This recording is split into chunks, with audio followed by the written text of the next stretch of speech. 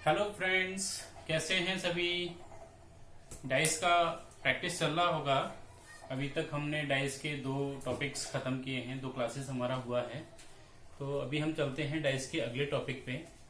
Dice chapter में हमने अभी तक जो पढ़ा है, तो इंट्रोडक्शन जैसे आपको बताया था डाइस में कि डाइस को हम 4 केसेस में डिवाइड करेंगे पूरे चैप्टर को।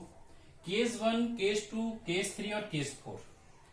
केस 1 में मैंने आपको बताया था कि केस 1 में हम उन क्वेश्चंस को रखेंगे जिन क्वेश्चंस में सिर्फ डाइस का एक फिगर बना होता है, ठीक है। और केस 2 के अंदर हम उन फिगर्स को डिवाइड कर रहे थे जिन क्वेश्चंस में 2 फिगर बने होते हैं।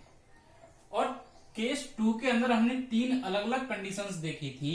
केस 2 के अंदर जो हमारी पहली कंडीशन थी वो ये थी कि जो डाइस के 2 फिगर्स दिए गए हैं उन दोनों फिगर्स में कोई एक नंबर कॉमन होगा या 2 नंबर कॉमन होंगे, या ऐसा हो सकता है कि उन दोनों फिगर्स में कोई भी नंबर कॉमन ना हो, ठीक है।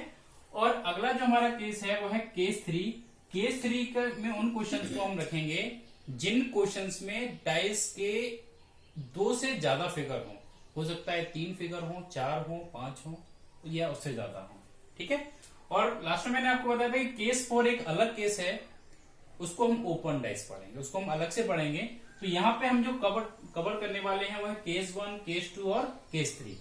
तो अभी तक हमने लास्ट जो वीडियो किए हैं उनमें हमने पढ़ा है केस 2 का 1 नंबर और 2 नंबर, यानी कि 1 नंबर कॉमन और 2 नंबर कॉमन। तो आज हम जिस टॉपिक को इस वीडियो में पढ़ने वाले हैं वो है केस 2 का 3rd पार्ट, यानी कि 2 figures but no number common, ठीक है। तो चलते हैं आज के इस टॉपिक पे, case 2 figure no number common. तो चलिए, अभी तक हमने जो पढ़ा था वो क्वेश्चन कुछ इस तरीके का था। जो हमारा केस मतलब टाइप 2 में हम लोग जो 1 नंबर क्वेश्चन पढ़ा था, यानी कि 1 नंबर कॉमन, उसमें फिगर कुछ इस तरीके से थे। 2 फिगर्स थे और 2 फिगर्स में क्या था, 1 नंबर कॉमन था। ये नंबर हमारा कॉमन था, ठीक है। और इसको हम कैसे सॉल्व कर रहे थे, इसको सॉल्व करने के लिए हम इस ट्रिक का यूज कर रहे थे, उसको हम लोग बोलते हैं 1 कॉमन नंबर ट्रिक। तो 1 कॉमन नंबर ट्रिक को कैसे अप्लाई करते हैं, 1 कॉमन नंबर ट्रिक को अप्लाई करने के लिए हम क्या करते हैं, जो भी कॉमन नंबर होता है उसको नोट करते हैं दोनों डाइस का। उसके बाद उस नंबर से क्लॉकवाइज या एंटी क्लॉकवाइज कोई भी एक डायरेक्शन ले सकते हैं। अगर आप क्लॉकवाइज घूम रहे हैं तो फिर दोनों डाइस में आपको क्लॉकवाइज ही जाना पड़ेगा, ठीक है। अगर आप एंटी क्लॉकवाइज घूम रहे हैं तो फिर दोनों फिगर्स में आपको एंटी क्लॉकवाइज घूमना पड़ेगा। अगर हम यहाँ पे क्लॉकवाइज घूम रहे हैं तो क्लॉकवाइज घूमते समय 1 के बाद जो नंबर आ रहा था उसको हम यहाँ पे लिख रहे थे। सेम हम दूसरी डाइस में, दूसरी फिगर में भी ऐसा ही कर रहे थे। और ये जो ट्रिक्स थी, ये जो रिलेशंस थे, ये रिलेशंस हमें निकाल के दे रहे थे कि इस डाइस के अपोजिट सरफेसेस के क्या रिलेशंस हैं। जैसे कि 2 के नीचे जो नंबर आ रहा था वो 2 का अपोजिट था, 3 के नीचे जो नंबर आ रहा है वो 3 का अपोजिट है, और जो नंबर इस डाइस इन दोनों फिगर्स में नहीं है वो नंबर उस नंबर के अपोजिट है जो दोनों डाइस में प्रेजेंट है, यानी कि जो कॉमन नंबर है। तो इसका मतलब है कि 1 के अपोजिट जो है इन फिगर्स में वो है 6, ठीक। तो ये जो ट्रिक है इसको हम लोग बोलते हैं 1 नंबर कॉमन ट्रिक। चलिए, जो हमने सेकंड टाइप का जो क्वेश्चन देखा था वो था 2 नंबर कॉमन। तो 2 नंबर कॉमन में हम क्या ट्रिक यूज कर रहे थे, वहां पे हम जो ट्रिक यूज कर रहे थे वो था कि जो 2 फिगर्स दिए गए थे उन दोनों फिगर्स में क्या हो रहा था, 2 नंबर कॉमन थे। 2 ऐसे नंबर्स थे जो फिगर 1 में भी थे और फिगर 2 में भी थे। तो हम रिलेशन फाइंड आउट करने के लिए क्या करते थे कि जो कॉमन नंबर होता था उन कॉमन नंबर्स को छोड़ के बाकी के जो 2 नंबर होते थे वो अपोजिट नंबर्स मानते थे, ठीक है। यानी कि इन दोनों फिगर्स में 1 के अपोजिट 3 है। और बाकी के रिलेशंस को फाइंड आउट करने के लिए हम सपोज करते थे कि 4 और 5 के अपोजिट जो नंबर होगा इस डाइस में वो होगा 2 और 6। क्यों? क्योंकि हमने दो हमने नोट लिखे थे।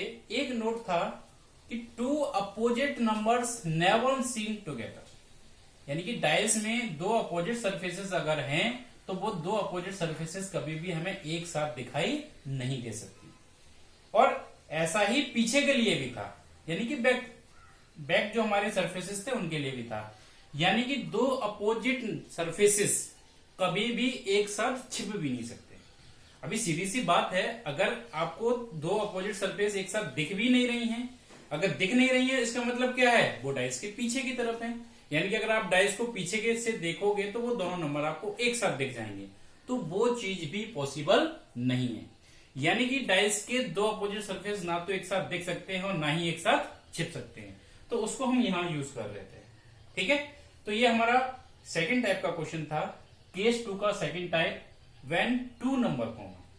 आज हम इसके आगे चलेंगे और आज जो हम टॉपिक कवर करेंगे वो हम देखेंगे कि अगर ऐसे ही दो फिगर्स दिए गए हैं और उन दोनों फिगर्स में कोई भी नंबर कॉमन नहीं है, तब हमें क्या करना है उस क्वेश्चन को सॉल्व करने के लिए।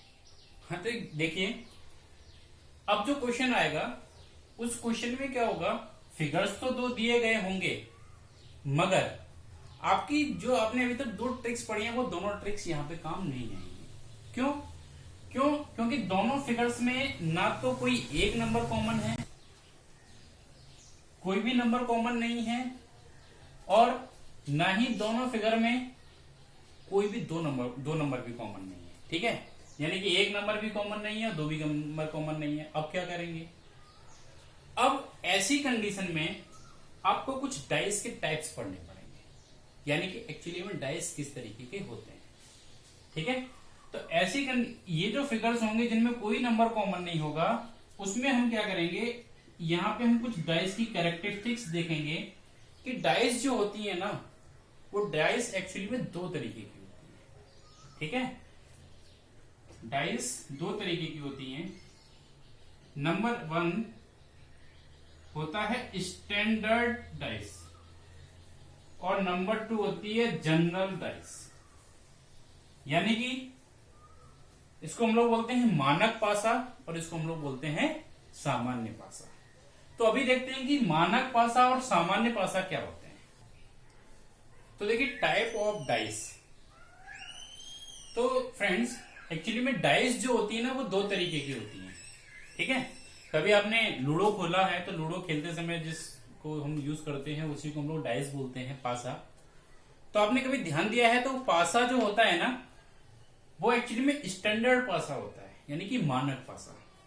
अब देखते हैं कि किस पासे को हम मानक पासा बोलेंगे और किस पासे को हम साधारण पासा बोलेंगे, यानी कि किस डाइस को हम स्टैंडर्ड डाइस बोलेंगे और किस डाइस को जनरल डाइस बोलेंगे। तो जो हमारा स्टैंडर्ड डाइस होता है, स्टैंडर्ड डाइस में एक रूल फॉलो होता है। वो रूल होता है कि स्टैंडर्ड डाइस में हमेशा जो 1 होगा, 1 के अपोजिट में जो सरफेस होगा वो 6 होगा। ठीक है, और जो 2 होगा, 2 के अपोजिट जो सरफेस होगा वो 5 होगा, और 3 के अपोजिट सरफेस जो होगा वो 4 होगा। ठीक है, अगर ऐसा कोई डाइस है, ऐसा अगर कोई पासा है, तो उस पासे को हम लोग बोलेंगे मानक पासा। अब देखिए क्या सिमिलरिटीज है, एक्चुअली में है क्या, इसको अगर हम ध्यान से देखें तो दो अपोजिट सरफेसेस का जो सम होगा वो स्टैंडर्ड डाइस में 7 होगा। तो इसका मतलब क्या हुआ, इसका मतलब उस डाइस को हम स्टैंडर्ड डाइस बोलेंगे जिस डाइस में दो अपोजिट सरफेसेस का सम 7 होगा। ठीक है, नोट कर लीजिए इस चीज को। इफ टू अपोजिट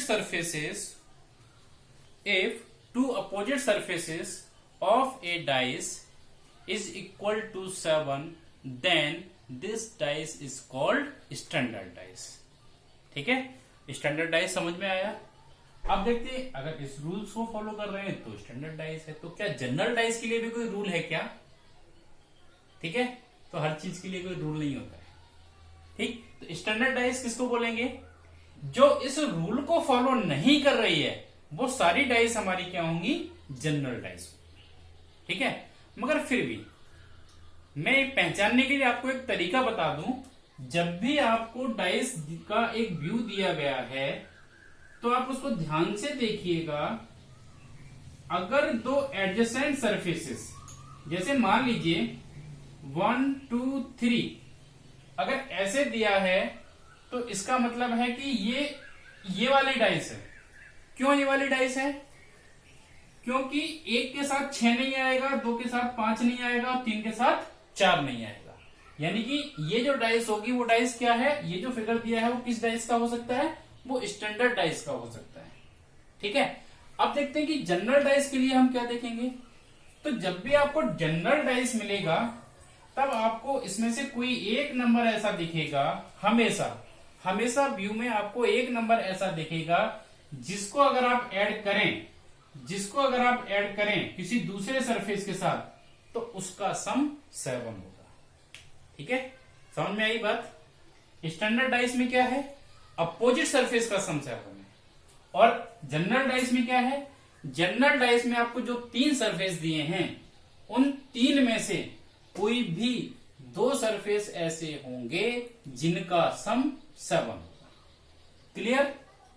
तो इसकी भी डेफिनेशन नोट कर लीजिए। इसकी डेफिनेशन क्या है, इसकी डेफिनेशन होगी इफ एनी 2 एडजेसेंट सरफेसेस। अभी बेटा हम एक चीज और देख लेते हैं, एडजेसेंट सरफेसेस क्या है और अपोजिट सरफेसेस क्या है। ठीक है, तो किसी भी डाइस में अपोजिट सरफेस को छोड़ के बाकी सारी सरफेस उस नंबर की एडजेसेंट सरफेस होंगी। फॉर एग्जाम्पल अगर हम इस फिगर्स में देखें, ये जो हमें फिगर्स दिए गए हैं, जो हमें सरफेसेस दिए गए हैं, तो सरफेस 1 का अपोजिट सरफेस क्या है, 6। ठीक है, तो 1 के साथ 6 जो है वो उसका अपोजिट सरफेस है। तो 6 को छोड़ के बाकी सारे जो सरफेसेस हैं वो 1 के लिए क्या हैं, एडजेसेंट सरफेसेस। ठीक है, ये चीज आपको समझ में आएगी जब हम ओपन डाइस पढ़ेंगे। जब हम ओपन डाइस पढ़ेंगे तो उस समय हमें समझ में आएगा, हम पासे को खोल के देखेंगे, उसमें हमें समझ में आएगा कि ये सारी जो एडजेसेंट सरफेसेस होती हैं वो एक्चुअली में उस सरफेस के साथ टच होती हैं, और जो हमारी अपोजिट सरफेस होती है, अपोजिट सरफेस कभी भी सामने वाली सरफेस के साथ टच नहीं होती है। तो इस रूल को अभी हम फॉलो नहीं करने वाले हैं, इसको हम बाद में फॉलो करेंगे, मगर अपनी जानकारी के लिए इसको समझ लीजिए। ठीक है, दोनों चीजें समझ में आई। अगर अपोजिट सरफेसेस का सम 7 है तो वो हमारा पासा कैसा होगा, स्टैंडर्ड पासा होगा। ठीक है, मानक पासा होगा। ठीक, और अगर एडजेसेंट सरफेस, कोई भी 2 एडजेसेंट सरफेस का अगर सम 7 हो रहा है, इसका मतलब है कि वो पासा कैसा है, वो सामान्य पासा है, साधारण पासा है, या फिर हम उसको क्या बोलेंगे, जनरल डाइस बोलेंगे। ठीक है, अब चलते हैं इस टॉपिक से रिलेटेड क्वेश्चंस के ऊपर कि इस टॉपिक पे यानी कि इस टाइप के फिगर्स में हमें कैसे क्वेश्चंस मिलेंगे। तो अभी तक हमने इस टॉपिक पे, डाइस टॉपिक पे 17 क्वेश्चन अभी तक हम कर चुके हैं, 17 क्वेश्चन। तो अब चलते हैं नेक्स्ट क्वेश्चन में। नेक्स्ट क्वेश्चन नंबर 18 है, फाइंड ऑड वन आउट। ऐसा ही क्वेश्चन एग्जाम में भी आते हैं, फाइंड ऑड वन आउट। तो अभी करना है क्या, आपको 4 ऑप्शन दिया है, A B C D, चारों में एक एक फिगर दिया गया है। आपको पहचानना है कि इसमें से कौन सा डाइस अलग है। ठीक है, तो अभी इससे पहले मैंने आपको बताया था कि अभी कुल मिला के हम 3 वो पढ़ चुके हैं, 3 ट्रिक्स पढ़ चुके हैं, 1 कॉमन नंबर, 2 कॉमन नंबर और नो कॉमन नंबर। तो सबसे पहले हम देखते हैं कि क्या इनमें से कोई भी फिगर ऐसे हैं जिनमें कुछ नंबर्स कॉमन हैं। ठीक है, अगर ऐसा है तो उनको हम अप्लाई करके देख लेते हैं। अगर ऐसा नहीं है तो फिर हमें no common number trick use करनी पड़ेगी। तो अगर हम 1 और फिगर ए और फिगर बी को अगर हम देखें तो हमें यहाँ पे दिख रहा है कि 2 नंबर कॉमन है। ठीक है, 1 कॉमन है और 5 कॉमन है, 1 और 5 कॉमन है। अगर इस रिलेशन के हिसाब से अगर हम देखें तो यहां से जो रिलेशन बनेगा वो बनेगा कि 2 के अपोजिट 6 है। चलिए, 2 के अपोजिट 6 है। ठीक है, अगर मैं इन फिगर्स को देखूं तो यहाँ पे हमें 5 4 3 दिख रहा है। ठीक है, अगर आपको 1 कॉमन नंबर ट्रिक या 2 कॉमन नंबर ट्रिक लगाना है तो उसके लिए आपको क्या करना पड़ेगा, आप पहले इन डाइसेस को सॉल्व कर लीजिए। ठीक है, और डाइस को सॉल्व करके आप देखिए कि क्या उन रिलेशंस को कोई भी डाइस फॉलो कर रही हैं। अगर ऐसा नहीं है तो इसका मतलब है कि जो डाइस उस पैटर्न को फॉलो नहीं कर रही होगी वो एक अलग डाइस होगी, और जो फिगर्स उस पैटर्न को फॉलो करेंगे वो सेम डाइस की फिगर होंगी। ठीक है, मगर यहाँ पे बात वो नहीं है। ठीक है, यहाँ पे बात क्या है, एक सबसे पहले इजी ट्रिक आप देख लीजिए। अगर ऐसा कोई भी क्वेश्चन आ रहा है तो आप सबसे पहले ये चेक कर लीजिए कि ये जो डाइसेस हैं क्या वो जनरल डाइस हैं या स्टैंडर्ड डाइस हैं।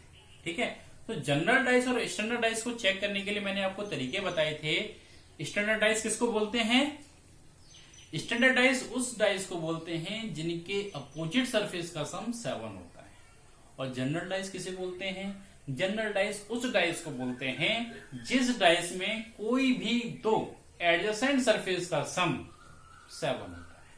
तो चेक कर लेते हैं कि क्या फिगर ए हमारा जनरल डाइस है कि स्टैंडर्ड डाइस है।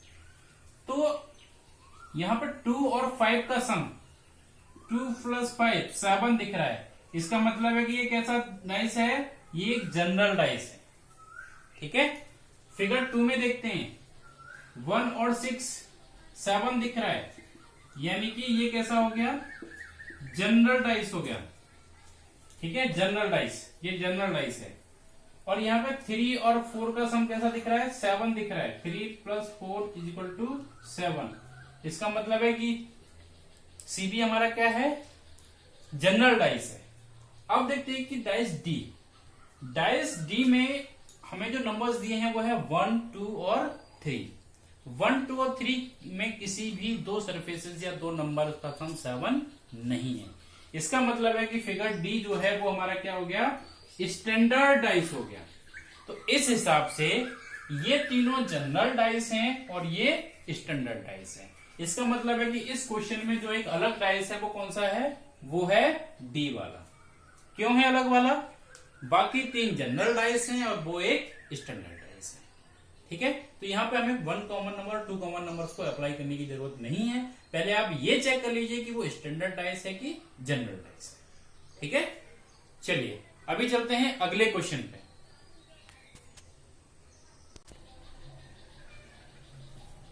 चलिए अभी क्वेश्चन नंबर 19। तो नेक्स्ट जो क्वेश्चन है हमारा, उसमें क्या फिगर्स तो 2 दिए हैं, यानी कि केस 2 हो गया हमारा। 2 फिगर्स दिए हैं, मगर 2 फिगर में क्या था? हमने 3 केसेस पढ़े हैं अभी तक। फिगर 2 के अंदर अगर 2 फिगर दिए हैं एक क्वेश्चन में, तो उसमें 3 कंडीशन बनती हैं, 1 कॉमन, 2 कॉमन और नो कॉमन। तो हमें यहाँ पे चेक करना है कि ये 2 फिगर्स जो हैं क्या इनमें से किसी एक रूल को फॉलो कर रहे हैं। तो ध्यान से देखिए, क्या आपको दोनों फिगर्स में कोई एक नंबर कॉमन दिख रहा है? नहीं दिख रहा है।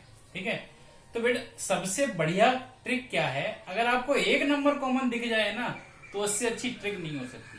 क्यों? क्योंकि अगर एक नंबर कॉमन होता है तो सब पूरी डाइस के सारे रिलेशन सॉल्व हो जाते हैं। ठीक है, तो अगर ऐसा मिल जाता है तो बहुत ही अच्छी बात है, मगर यहाँ पे ऐसा नहीं है। 2 नंबर कॉमन भी नहीं है, तो इसका मतलब ये क्या है कि ये केस सी बन रहा है हमारा, यानी कि नो कॉमन नंबर। ठीक है, और नो कॉमन नंबर को सॉल्व करने के लिए मैंने आपको क्या बताया कि हमें चेक करना पड़ेगा कि ये डाइस स्टैंडर्ड है या जनरल डाइस है। ठीक है, तो एक बार देख लीजिए स्टैंडर्ड डाइस क्या होती है। स्टैंडर्ड डाइस जिनके दो अपोजिट सरफेस का सम 7 हो। ठीक है, और अब यहाँ पे अपोजिट सरफेस तो हमें दिखाई नहीं दे रहा है, तो कैसे पता करेंगे कि अपोजिट सरफेस का सम 7 है कि नहीं है? तो हमें स्टैंडर्ड डाइस चेक नहीं करना पड़ेगा, फिर हमें देखना पड़ेगा कि ये जनरल डाइस है क्या। जनरल डाइस चेक करने के लिए क्या करते हैं? जनरल डाइस में मैंने आपको बताया कि जनरल डाइस में कोई भी 2 एडजेसेंट सरफेस, आपको डाइस में एक बार में कितने सरफेस दिखाई देते हैं? 3 दिखाई देते हैं। तो जनरल डाइस चेक करने के लिए हम चेक करेंगे क्या कोई भी 2 एडजेसेंट सरफेस का सम 7 है क्या। 2 मतलब कोई भी 2 हो सकता है कि ये दोनों, या हो सकता है कि ये दोनों, या हो सकता है ये दोनों। कोई भी दो सरफेस का सम अगर 7 हो जाता है तो वो डाइस जनरल डाइस होती है। तो ना तो 1 और 2 का सम 7 है, ना ही 2 और 4 का सम 7 है, और ना ही 4 और 1 का सम 7 है। इसका मतलब है कि ये एक जनरल डाइस नहीं है। ठीक है, इधर भी देख लेते हैं अभी, क्योंकि ये एक ही डाइस के 2 फिगर हैं, तो जो रूल ये डाइस फॉलो करेगी वही रूल ये भी फॉलो करेगी। हो सकता है कि यहाँ पर ना दिख रहा हो, इधर दिख रहा हो, तो इधर भी हमें 3 और 5 8 7 नहीं आ रहा है, 3 और 6 9 7 नहीं आ रहा है, 5 और 6 11, यानी कि यहाँ पे भी हमें कोई भी 2 एडजेसेंट सरफेस का सम 7 नहीं मिल रहा है। इसका मतलब क्या है कि ये जो दोनों डाइस हैं, ये दोनों डाइस कैसी हो गई? स्टैंडर्ड डाइस हो गई। ठीक है। और हमसे पूछा क्या है, find the number opposite to 4। तो सीधी सी बात है, कोई भी सरफेस हो स्टैंडर्ड डाइस में 4 के अपोजिट कौन सा नंबर होता है, 3 होता है। ठीक है, हम उसी डाइस को स्टैंडर्ड डाइस बोलते हैं जिसमें अपोजिट सरफेस का सम 7 हो। तो अगर ये डाइस स्टैंडर्ड डाइस है तो 4 के अपोजिट कौन सा सरफेस होगा, 3 होगा। कैसा भी फिगर रहने दो, कुछ भी रहने दो, 4 आए ना आए, दिखे ना दिखे, मगर स्टैंडर्ड डाइस में 4 के अपोजिट एक ही नंबर होगा और वो है 3। ठीक है, तो समझ में आया ये। अगर इसके अलावा अगर आपसे पूछा होता कि 1 के अपोजिट क्या कौन सा नंबर आएगा, तो आप क्या बताएंगे, स्टैंडर्ड डाइस है तो 6 होगा। अगर 2 दिया गया होगा तो 2 के अपोजिट कौन सा नंबर आएगा, 5 आएगा। अगर 3 दिया गया होगा तो 3 के अपोजिट क्या आएगा, 4 आएगा। अगर 4 दिया गया होगा तो उसके अपोजिट 3 आएगा, 5 के अपोजिट 2 आएगा और 6 के अपोजिट 1 आएगा। ठीक है, क्यों, क्योंकि ये सारे रिलेशंस किसके हैं, स्टैंडर्ड डाइस के रिलेशन। तो सभी को समझ में आया। अगर डाइस और भी समझ में अगर नहीं आ रही हो तो एक बार लूडो खेलना शुरू कर दो। अगर लूडो खेलना शुरू कर दोगे तो शायद आपको डाइस अच्छे से समझ में आ जाएगा। चलिए चलते हैं अगले क्वेश्चन पे। तो लास्ट क्वेश्चन सभी को समझ में आया। अब चलते हैं अगले क्वेश्चन पे। क्वेश्चन का पैटर्न सेम है। ठीक है, हमें 2 फिगर्स दिए हैं। अभी क्वेश्चन नंबर 20 और क्वेश्चन नंबर 21 हम एक साथ देख रहे हैं। ठीक है, दोनों में मैं आपको अंतर बताने की कोशिश कर रहा हूं कि दोनों क्वेश्चंस में अंतर क्या है। ठीक है, तो क्वेश्चन नंबर 20 देखिए। क्वेश्चन नंबर 20 में 2 फिगर्स दिए हैं। अगर 2 फिगर्स दिए होते हैं तो हम फिगर, मैंने आपको ट्रिक्स बताए, 1 कॉमन नंबर, 2 कॉमन नंबर और नो कॉमन नंबर। तो पहले 1 कॉमन नंबर चेक करेंगे, नहीं मिल रहा है। 2 कॉमन नंबर चेक करेंगे, 2 नंबर भी कॉमन नहीं है। एक चीज और, अगर 1 नंबर कॉमन होगा तो 2 नंबर भी कॉमन हो सकते हैं। ठीक है ना, अगर 2 नंबर कॉमन होंगे मतलब 1 नंबर तो कॉमन होगा ही। फिर भी आपको दोनों चीजें चेक करनी चाहिए, 1 नंबर और 2 नंबर। ठीक है, तो सबसे पहले 2 नंबर ट्रिक लगाइए, फिर 1 नंबर ट्रिक लगाइए और फिर नो कॉमन नंबर ट्रिक लगाइए। तो सबसे पहले चेक करिए कि 2 नंबर कॉमन है कि नहीं है। ठीक है, उसके बाद 1 नंबर कॉमन और उसके बाद नो नंबर कॉमन। तो यहाँ पे कोई भी नंबर कॉमन नहीं है। जब कोई भी नंबर कॉमन नहीं होता है तो हम डाइस का टाइप चेक करते हैं। तो यहाँ पे हम डाइस के टाइप को अगर चेक करें तो डाइस को चेक करने के मैंने आपको 2 तरीके बताए, अपोजिट सरफेस को चेक करना है या फिर एडजेसेंट सरफेस को चेक करना है। तो एडजेसेंट सरफेस को अगर हम चेक करें तो यहाँ पे इस फिगर में कोई भी 2 सरफेस ऐसे नहीं है जिनका सम 7 हो। ठीक है, अब दूसरे वाले फिगर को चेक कर लेते हैं। तो दूसरे वाले फिगर में भी कोई भी नहीं है जिनका सम 7 हो।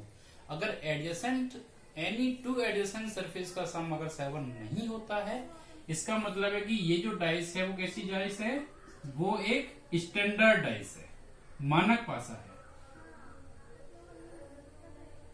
स्टैंडर्ड डाइस है। और स्टैंडर्ड डाइस में 5 के अपोजिट क्या होता है, 5 के अपोजिट 2 होता है। क्यों 2 होता है, क्योंकि स्टैंडर्ड डाइस ही वो डाइस होती है जिनके दोनों अपोजिट सरफेस का सम 7 होता है। ठीक है, अब देखते हैं क्वेश्चन नंबर 21। इस क्वेश्चन में क्या है।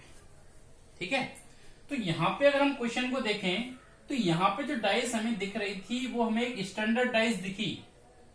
क्यों, क्योंकि यहाँ पे किसी भी 2 एडजेसेंट सरफेस का सम 7 नहीं था, इसलिए हमने बोला कि ये डाइस स्टैंडर्ड डाइस है। अब अगर यहाँ पे हम ऐसे एडजेसेंट सरफेसेस अगर देखें तो यहाँ पे 2 और 5 दोनों का सम 7 है, और इस वाले डाइस में भी 3 और 4 दोनों का सम 7 है। यानी कि ये जो डाइस है ये एक जनरल डाइस है। ठीक है, अब जनरल डाइस में हम कैसे डिसाइड करेंगे कि 5 के अपोजिट क्या है। तो यहाँ पे 5 के अपोजिट क्या नंबर होगा, इसका कैसे पता करेंगे वो देखिए। तो यहाँ पे हमारे पास एग्जैक्टली 5 का आंसर नहीं है कि हम 5 के अपोजिट कौन सा नंबर रख सकते हैं, मगर संभावनाएं क्या क्या है। तो यहाँ पे 5 के अपोजिट कौन सा नंबर हो सकता है। देखिए 5 के अपोजिट 5 तो नहीं होगा। ठीक है, तो क्या 5 के अपोजिट 1 होगा, क्या 5 के अपोजिट 2 होगा, 3 होगा, 4 होगा या 6 होगा। इतने नंबर्स हैं जो 5 के अपोजिट हो सकते हैं। ठीक है, मगर अगर हम इस डाइस को ध्यान से देखें तो 5 के अपोजिट 1 नहीं हो सकता और 2 भी नहीं हो सकता। क्यों नहीं हो सकता? कि डाइस का सबसे जनरल पहला रूल जो आपको बताया था वो यही बताया था कि डाइस में कोई भी दो अपोजिट सरफेस एक साथ नहीं दिख सकते। ठीक है, तो इस फिगर में आपको 5 और 1 और 5 और 2 एक साथ दिख रहा है। इसका मतलब ना तो 5 के अपोजिट 1 होगा और ना ही 5 के अपोजिट 2 होगा। क्लियर? तो इसमें हम जो संभावनाएं बताएंगे वो हम बताएंगे कि या तो 5 के अपोजिट 3 होगा या 4 होगा या 6 होगा। ठीक है, हमारे पास एग्जैक्ट आंसर देने का कोई भी क्लू इस क्वेश्चन में नहीं है, तो हमें ऑप्शंस में ऐसा ही ऑप्शन चूज करना पड़ेगा। ठीक है, या तो 3 या 4 या 6। ठीक है, तो ये क्वेश्चन आपको दोनों समझ में आए, दोनों में अंतर समझ में आया। अगर हमारे पास स्टैंडर्ड डाइस होता है तो क्लियर कट आंसर आता है।